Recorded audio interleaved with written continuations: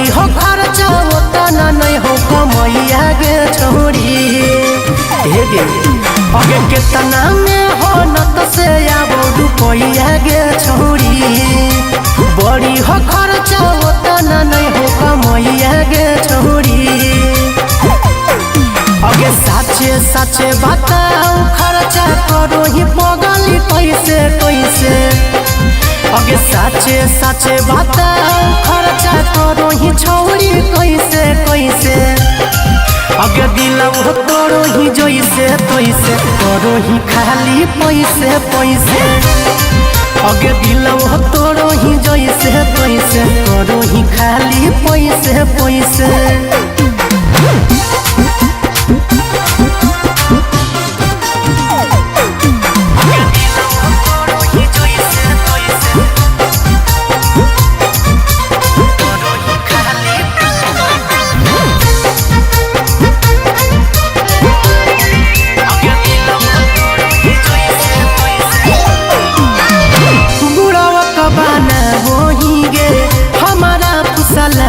बोलो ही जब तोरा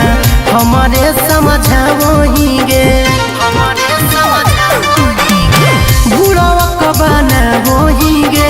हमारा फुसला वही गे बोलो ही जब तोरा हमारे समझा वही गे लागो हो डाउट तोरा पछौरी बोलो ही बतिया ऐसे वैसे अगे लागो हो डाउट तोरा पछौरी बोलो ही बतिया ऐसे वैसे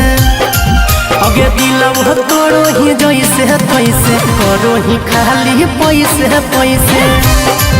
अगे दिलवा तोरो ही जैसे तैसे करो ही खाली पैसे पैसे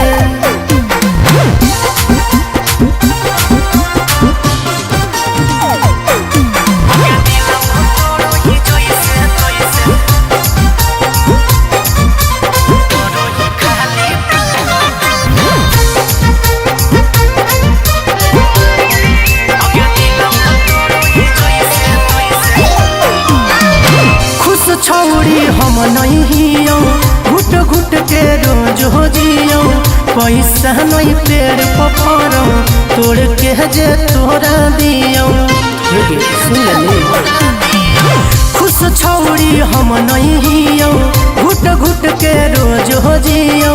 पैसा नहीं पेड़ पफरो तोड़ के जे तोरा दियो सागर बेदर्दी कहो छौरी तोरा के बतिया ऐसे ऐसे अगे सागर बेदर्दी कहो पगली तोरा के बतिया ऐसे ऐसे अगे दिलवा तोरो ही जैसे तैसे करो ही खाली पैसे पैसे अगे दिलवा तोरो ही जैसे तैसे करो ही खाली पैसे पैसे